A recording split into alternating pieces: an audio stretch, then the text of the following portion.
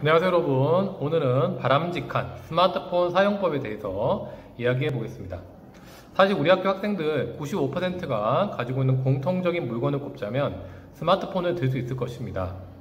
스마트폰이 시장에 나온 지는 불과 10년밖에 되지 않았지만 현재 스마트폰은 놀라운 속도로 퍼져서 성인, 청소년, 심지어 어린이들까지도 누구나 가지고 있는 필수 물건이 되어버렸습니다.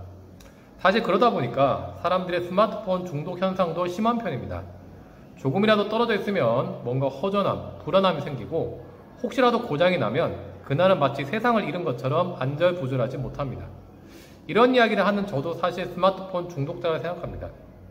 학교 업무를 마치고 집으로 돌아오면 제 주머니에는 항상 스마트폰이 있고 아이들과 대화하고 심지어 밥을 먹을 때에도 스마트폰을 보면서 이야기를 하는 편입니다. 자연스럽게 아이들에 대한 관심도나 대화의 질도 스마트폰이 없을 때에 비해서는 현저히 떨어질 수밖에 없습니다. 저 같은 경우는 교양이나 영화, 스포츠 같은 영상을 좋아하다 보니까 스마트폰을 통해서 주로 영상을 시청하는 편입니다. 한편으로 각종 네이버 카페에 가입해서 글을 쓰고 여러 활동을 하기도 합니다. 청소년들의 경우에는 어떨까요? 청소년들의 경우에 스마트폰을 가장 많이 이용하는 빈도는 바로 카카오톡을 통한 소셜 대화, 또 인스타와 같은 SNS 활동, 또 게임의 이용 빈도가 높습니다. 특히 친구들과의 관계를 중요시 여기는 우리 청소년들은 수시로 친구들과 채팅을 통해서 대화하고 자신이 했던 활동을 사진으로 올림으로써 소통하는 편입니다. 하루라도 스마트폰을 사용하지 않으면 뭔가 모를 답답함이 밀려오기도 하죠. 여튼 스마트폰은 현재 우리에게는 뗄래야 뗄 수 없는 관계입니다. 하지만 이를 학업과 관련시켜서 생각해보면 스마트폰은 우리에게는 부정적 영향을 주는 경우가 많습니다. 우선 문해력 문제를 들 수 있습니다. 문해력이란 문맹과는 다른 개념으로 글자를 이해하고 해석하는 능력을 말하는데요. 문제는 사람들이 스마트폰을 통해서 단편적인 지식만 습득하다 보니까 보다 심화되고 추상적이고 그런 책이나 표현을 멀리하게 되고 이는 결국 언어 실력의 퇴보라는 결과를 가져옵니다. 사실 제가 여러분 나이였을 때는 스마트폰이 없었습니다. 그래서 저는 할 수 있는 취미라는 게 주로 TV 보기, 친구들과 운동하기 정도였기에 이런 활동을 하지 않을 때는 심심함을 달래기 위해서 계속해서 책을 읽을 수밖에 없었습니다. 하지만 지금은 좀 다르죠? 지금은 어딜 가든 스마트폰 하나만 있으면 심심함은 달랠 수가 있습니다. 자연스럽게 책은 멀리할 수밖에 없습니다. 또 다른 부정적인 문제로는 집중력 약화 문제를 들 수 있습니다. 내가 오늘은 얼만큼 공부하기로 마음먹었는데 친구가 카톡을 보내옵니다. 아니면 단톡방에서 수많은 대화가 쌓여 있습니다. 그 순간 나는 그 내용들이 궁금해서 견딜 수가 없습니다. 그래서 나는 하던 공부를 멈추고 다시 스마트폰을 쳐다봅니다. 그리고 친구들과 대화를 주고받다가 내가 어디를 공부하고 있었는지 조차 까먹게 됩니다. 사실 이런 일은 비일비재하게 반복되고 있을 것입니다. 하지만 여러분, 우리가 공부의 실전이라 볼 수 있는 수업이나 시험은 최소 시간이 50분입니다.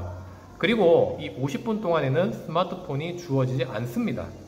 즉 50분 동안 지구력을 가지고 고도의 집중력을 유지하는 공부 패턴이 중요하다는 것입니다. 그런데 여기에 스마트폰이 있으면 5분 공부하고 스마트폰 보고 10분 책 보고 스마트폰 보고 계속 이런 일이 반복됩니다. 이는 집중력 약화, 또 공부의 질 저하 등으로 이어져서 결코 올바른 공부 방법이라고 볼 수가 없습니다. 자, 그러면 내가 학업을 할 때 이런 스마트폰에 대해서는 어떻게 대해야 될까요? 우선 스마트폰 자체에 대해서 본인이 실천적인 의지를 가지셔야 됩니다. 처음에는 20분, 30분이라도 보지 않으면 무언가 큰일 날 것처럼 우리는 느끼는데 실제로는 아무런 일도 없습니다. 그리고 실제 정말 나에게 심각한 일이나 큰일이 일어났다면 내가 스마트폰이 없더라도 다른 사람이 대신 나한테 소식을 전해줍니다. 따라서 내가 학업이든 독서든 무언가 활동을 하기로 마음 먹었다면 스마트폰 사용 시간에 대해서도 본인 스스로 목표를 정할 필요가 있습니다. 예를 들면 50분 공부하고 10분 휴식 때만 스마트폰을 이용한다든지 학교나 학원에서 공부할 때는 스마트폰을 쓰지 않고 밤에 잠자기 직전 1시간만 스마트폰을 사용한다든지 하는 규칙이 반드시 필요합니다. 두 번째로 이런 규칙조차 본인이 지키기 힘들다면 평소 스마트폰을 부모님께 과감하게 맡기고 부모님과 약속을 정해서 부모님 허락하는 범위 내에서만 사용하는 방법도 좋습니다. 즉, 본인의 실천 의지가 약하다면 약간의 타율성이 필요한데 이때 부모님으로부터 도움을 받는 방법이죠. 여러분 교육에 관심 많은 부모님이라면 누구나 여러분들에게도 도움을 주실 것이라 생각합니다. 예전 선생님이 시골에서 초임교사 생활을 할 때 한 달 정도 스마트폰이 고장나서 사용하지 못했던 때가 있었습니다. 그때는 특히 혼자 자취하고 있던 시절이라서 누군가와 연락을 할 수 없다는 것이 무척 답답하고 힘들게 느껴졌습니다. 하지만 사람은 적응의 동물일까요? 처음 일주일은 정말 답답하게 느껴졌는데 이후 2주, 3주, 시간이 지날수록 스마트폰이 없는 생활에 익숙해지게 되었고 나중에는 스마트폰을 내가 평소에 쓰고 있는지조차 기억이 안 날 정도로 불편함을 느끼지 못했습니다.